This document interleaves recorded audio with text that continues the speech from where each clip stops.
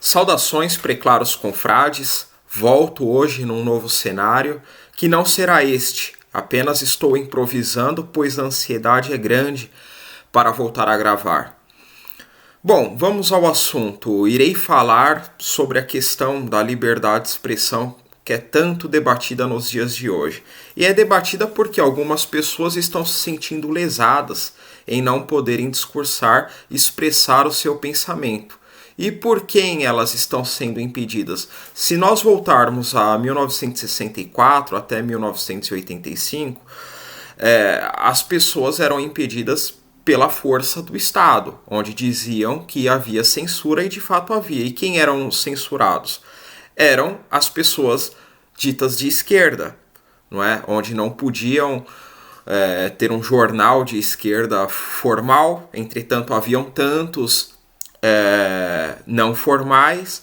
Hoje em dia nós não podemos emitir uma opinião, por exemplo, nas redes sociais, incluindo o YouTube, que corremos o risco de termos o canal derrubado, outras pessoas perdem a monetização. Eu não me preocupo com monetização porque eu não vivo da internet. Eu uso a internet para expressar os meus ideais, o meu pensamento. Né? E aí um dos maiores casos, por exemplo, foi o do Monark, onde ele estava falando justamente sobre liberdade de expressão e foi utilizar um exemplo exagerado da liberdade de expressão a ponto de defender a existência de partidos nazistas, assim como existe em alguns países que permitem a liberdade de expressão, não absoluta, mas em maior escala do que aqui, que por sinal no Brasil é bem reduzida. Não é? A qualquer instante você pode ser processado por alguém que interprete mal as suas ideias. E volta ao que eu estava falando outro dia com o confrade. Vocês querem saber quem serão os juízes, os promotores, os procuradores? Basta ver quem estão nos cursos de direito hoje. Não é? Estes daí ocuparão os cargos do judiciário futuramente. Os estudantes de universidades públicas e privadas. Aí eu pergunto para vocês, preclaros confrades, vocês confiam nos estudantes de hoje? Não é? Assim como eu sempre utilizo os exemplos dos professores, eu sou professor de formação, eu tenho total local de fala, como dizem, para falar sobre isso. Eu não confio que a educação do futuro, do meu filho, por exemplo, da geração do meu filho, será melhor do que é hoje. Muito pelo contrário. A maior parte das pessoas que cursam licenciatura, seja qual curso for, né, matemática, história, geografia, em seu maior número são degenerados. Eu não confiaria a educação do meu filho nas mãos destes professores, assim como não confiaria a minha liberdade ou patrimônio na mão de um juiz, na mão de um promotor, que hoje está cursando direito e não tem postura nenhuma para o cargo que poderá vir a ocupar. Não é? E até mesmo os atuais, não é? Estão preocupados apenas com a sua regalia, que por sinal é muita, não é? Mas vamos retomar o assunto que é liberdade de expressão. É que acaba misturando a justiça também, não é? Porque dependendo da opinião que emitimos, o nosso caso vai parar na justiça e vai ser julgado por alguém que interpreta a lei. Porque a lei não é clara. Muitas das vezes ela é interpretativa. Então, nós estamos caminhando cada vez mais para uma ditadura do pensamento, ou seja, a uniformidade do pensamento liberal, não é? Onde, por exemplo, é permitido o quê? As minorias atacarem a religião. Sim, é permitido por quê? Porque estamos num estado laico. Agora, por exemplo, o pastor Tupirani falar em culto o que ele pensa de determinadas minorias, não, aí é homofobia, aí é antissemitismo, aí é racismo, é discurso de ódio, é o caramba. Então, peraí, dentro de um culto, dentro de uma igreja, não estou endossando o pensamento dele, mas se o que o camarada fala dentro de um templo vai parar na justiça e ele vai preso num presídio de segurança máxima, por quê? Por crime de opinião, nós não estamos mais numa democracia, não é? E ao mesmo tempo, nós temos aí o caso da mãe, se é que pode se chamar de mãe, do menino Henry do Borel, solta com tornozeleira eletrônica em casa, após ter no mínimo participado ou corroborado, não é, com o assassinato do próprio filho, não é, junto com o senhor doutor Jairinho. E aí uma juíza interpreta que ela está sendo ameaçada, está tendo a sua segurança ameaçada dentro do presídio e manda ela para casa com tornozeleira eletrônica, enquanto que um pastor está sendo punido pelo que ele fala dentro de um templo. Então, peraí, a liberdade de expressão não existe. Chegou o tempo que eu já vinha falando faz tempo para quem conversa comigo pessoalmente, onde você matar alguém será menos grave do que ofender determinada minoria. Ou seja, se você chegar lá e matar, a chance de você ser absolvido ou ter uma pena mais branda é muito maior do que a de você ofender uma determinada minoria. Esse tempo chegou.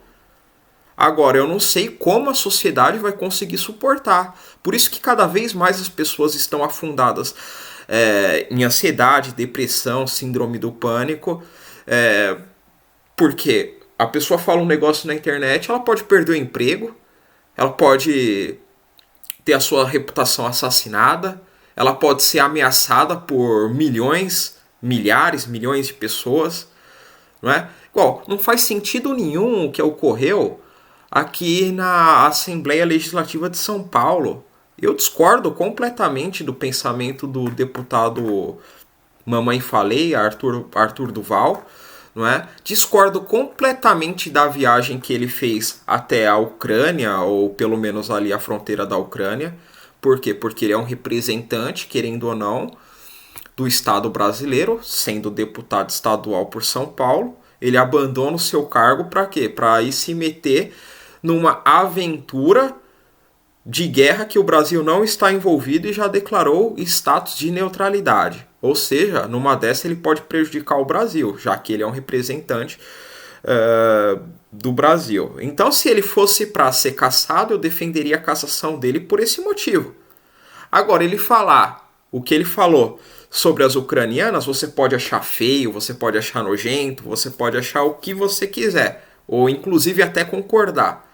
Agora, o camarada perdeu o mandato de quase 500 mil votos, isso daí é uma indecência, enquanto que teve deputado da própria Assembleia Legislativa de São Paulo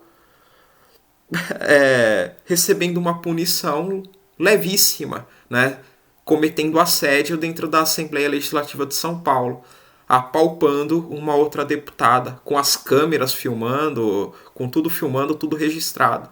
E esse camarada não é cassado, enquanto que o outro falou em áudio, num grupo privado, é cassado. Ah, mas você está defendendo esse cara que defende privatização e atua contra os interesses nacionais? Não estou defendendo. Tanto que disse que ele poderia ser cassado pela viagem que ele fez, pelo envolvimento que ele teve na questão do conflito. Mas não por isso. Por quê? Porque isso daí abre precedentes gravíssimos, inclusive contra nós. É muito difícil a atuação política para quem defende o Brasil, defende o nacionalismo e é conservador nos costumes. Muito difícil, não é? Agora, mais difícil ainda fica se nós tentarmos legitimar a cassação desse deputado, que já ocorreu, quando a gente falar qualquer coisa, não é? Aí tem um áudio de uma discussão você com a sua mulher, esse áudio é vazado por algum motivo e você é cassado por conta desse motivo. Não é? Isso daí não faz sentido nenhum. Não é? A gente teve também o caso do Daniel Silveira. Eu quero ressaltar aqui que eu acho o Daniel Silveira assim, um dos piores tipos de seres humanos que possam existir. É um cara que eu sequer cumprimentaria na minha vida pessoal. Agora, o Supremo Tribunal Federal condenar o cara a quase 9 anos de cadeia, em regime fechado, por conta de declarações que são antidemocráticas, então peraí, então a própria democracia se tornou uma ditadura. Aí eu volto ao que estava falando lá atrás. Durante o regime militar, ou ditadura militar, como queiram chamar, quem era preso eram os considerados subversivos. O Daniel Silveira nada mais é do que um subversivo do regime democrático, não é? E da mesma forma que políticos, lideranças políticas de movimentos eram presas, ou até mesmo torturadas durante aquele período de 64 até 85, está acontecendo em pleno regime democrático, mas com aprovação da ONU, com aprovação dos partidos que dizem defender os direitos humanos, com aprovação das pessoas que dizem defender a liberdade, não é? Peraí, se ele ameaçou um ministro do Supremo, que ele seja punido por ameaça, não é? Qual que é a pena por ameaça? Nós tivemos aí, recentemente também, vários torcedores do Corinthians ameaçando o goleiro Cássio, ameaçando jogadores do Corinthians. E o que aconteceu com eles? Absolutamente nada. Né? Agora, se você ameaça um ministro do Supremo, e eu nem sei se ocorreu ameaça, ou defende simplesmente o fechamento do STF, peraí, você vai preso em regime fechado por quase 9 anos? Então, peraí, você tem que defender o sistema. Se você defender, por exemplo, que o STF seja fechado, o que é uma preferência política, você vai preso. Então, quer dizer, nós devemos nos contentar com a farsa da democracia liberal, dos políticos que são financiados por empresas e vão para o Congresso defender o quê? Os interesses dessas empresas. Não é? É engraçado que durante a ditadura militar, quem lutava pela liberdade de expressão era a esquerda, porque a esquerda era censurada, alguns cantores, compositores faziam músicas que não fossem explícitas a denunciar o regime, não é? Agora, hoje, essa mesma esquerda passa o quê? A defender a censura contra opositores políticos. De todos os partidos de esquerda que eu vi, o único que defende a liberdade de expressão de fato é o Partido da Causa Operária, o PCO. De resto, todos defendem a censura. Não é? Antigamente, o esquerdista raiz ele defendia que a mídia era um instrumento de alienação do proletariado. Ele defendia que a mídia burguesa deveria acabar. Por quê? Porque ela alienava o trabalhador. Não fazia ele perceber o quanto ele era explorado pela burguesia. Hoje em dia nós temos uma esquerda defendendo toda a agenda da Rede Globo. Não é? A política de gênero, a política do aborto, enfim, todas essas políticas que vocês sabem bem quais são. Não é? Nós temos também a esquerda defendendo a justiça burguesa. Historicamente, a esquerda sempre tratou o Estado capitalista, liberal, como um Estado burguês, que estava aí para assegurar os privilégios da burguesia. Agora nós temos a esquerda defendendo, por exemplo, o STF. Não é? Sendo que a esquerda há pouco tempo atrás estava criticando o STF porque negaram habeas corpus ao ex-presidente Lula, votaram contra lá na questão do impeachment da Dilma, enfim, atuaram contra o PT. Agora, porque o STF está atuando contra deputados ou influenciadores bolsonaristas, a esquerda passa a defender a censura. Então, peraí. Quando a esquerda voltar ao poder, certamente o STF também incomodará a esquerda. Não é? Então, assim, é uma incoerência gigantesca. Eu ouso dizer que hoje essa esquerda... Ouso não. É a realidade de que essa esquerda hoje pertence muito mais ao sistema do que os direitistas bolsonaristas. Porque tudo que um direitista bolsonarista fala é taxado como o quê? Como, nossa, como que pode em pleno século XXI, né? O camarada pensar dessa forma. E olha que o Bolsonaro não é nem um cara antissistema. Não é antissistema, sou eu. Não é? E o Bolsonaro, o Trump, vários políticos que falam o que não agrada à grande mídia, eles não conseguem governar, estão a todo instante sofrendo assédio judicial, estão a todo instante sofrendo difamação nos jornais, não é? Jornais burgueses, de concentradores do capital, não é? Agora imagina um cara como eu, será que conseguiria passar de 2 meses num mandato político? Não é? E se eu não conseguisse passar de 2 meses num cargo político, sendo eleito pelo povo? Ou seja, aqueles milhares de eleitores que votaram em mim, que saíram de suas casas dispostos a votarem em mim, vão perder o direito à escolha, não é? A democracia. Então, assim, a democracia é uma grande farsa. Hoje em dia eu me considero um anarquista perante este Estado, porque o Estado utiliza o imposto do homem de bem trabalhador para tudo, menos para proporcionar melhorias para o próprio homem de bem trabalhador, né? Basta ver aí, nos Estados Unidos, a questão do aborto avançando, não é? No Brasil, cada vez mais há uma pressão para a questão do aborto, há uma pressão para aniquilar praticamente a liberdade de expressão. Nós temos que tomar cuidado com piadas que fazemos. Ou seja, isso daí é pior que qualquer ditadura que existe. Não é? Eu nunca vi, por exemplo, na China, alguém ser punido por uma piada. Aqui no Brasil, não. Né? Nós temos, por exemplo, o caso do Eduardo Fauzi. Já gravei uma entrevista dele no canal. Você pode concordar ou não com ele. Eu também não concordo com várias coisas.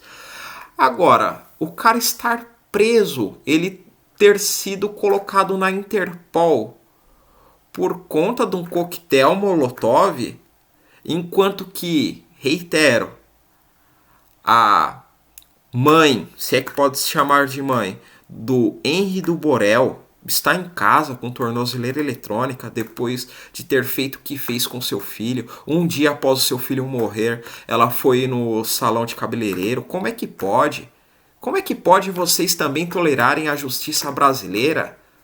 A justiça brasileira está aí para provocar injustiça, para espalhar desinformação. Porque quando condena alguém, fica lá, registrado, não é? Em alguns casos. Ah, foi condenado. E aí todo mundo olha, nossa, o cara foi condenado, né? Foi condenado. Porra, mas foi condenado pelo quê? Por crime de opinião? Qualquer pessoa hoje pode ser condenada por crime de opinião. Não é? E aí ou você vai preso ou você perde patrimônio. Seu patrimônio vai para o Estado financiar ainda mais a degeneração.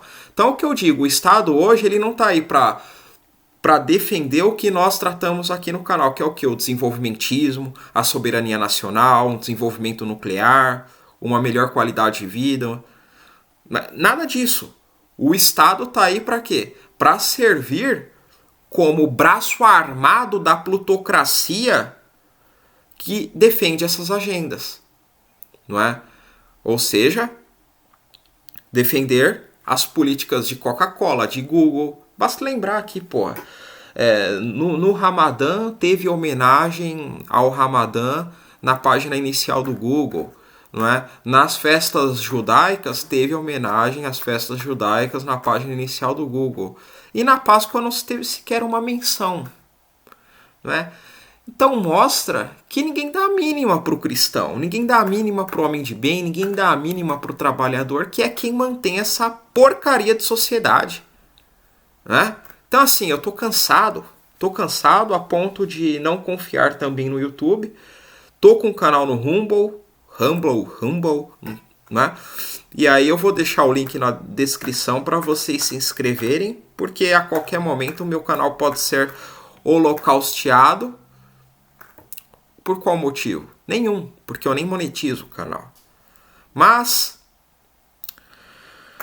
o vídeo de hoje, o episódio de hoje é apenas para celebrar a volta Estamos juntos e se inscrevam no canal.